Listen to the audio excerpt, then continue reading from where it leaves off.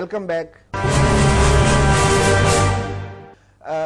Chinese अमूर के माहिर और एक थिंक टैंक चैथम हाउस से वाबस्ता doctor Carrie Brown telephone line पे हमारे साथ मौजूद हैं. Dr. Kerry, I will start my question. Chinese government is being criticized by the outside world for its handling the issues and events happened in the start of July. What do you think about it?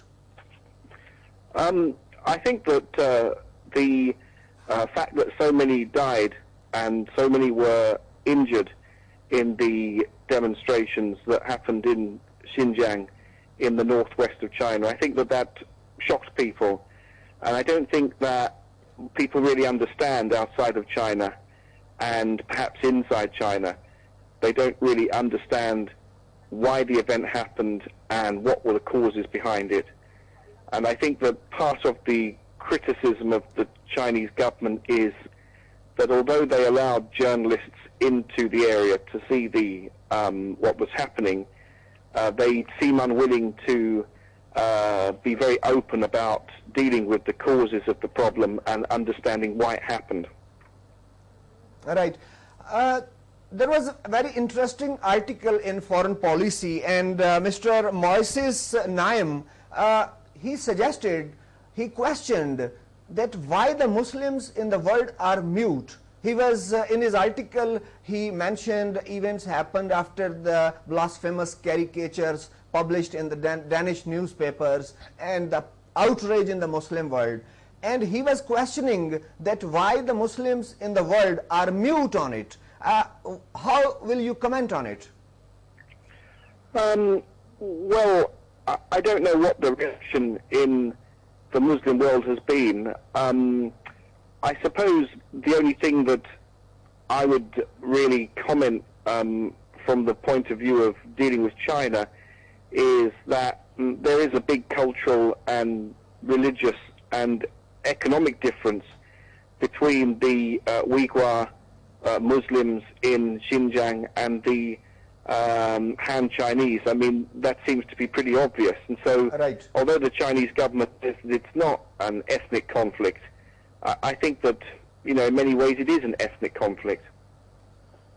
Right. It is being said that Chinese government is encouraging Han's Chinese to settle in Xinjiang so that they can outnumber the local Uyghur community. What do you think about it? Well, this is a process that's been going on since 1940, 1950. There have been managed and unmanaged migrations into the area. And, you know, at the moment the Chinese would say that they have a free policy where people are able to go to the area no matter what their ethnicity and work there, and there's no controls. But in fact now the Han Chinese do outnumber at least the Uyghur, and there's another 20 ethnic groups. So it's a very complex area and probably needs better migration policy to make it sustainable and balanced. Right. There is a problem in Tibet also, as the whole world knows, and now it's Xinjiang. Do you think that events happening inside China will affect its global leadership or its global role as it is China is envisioning to enter the new century with the superpower?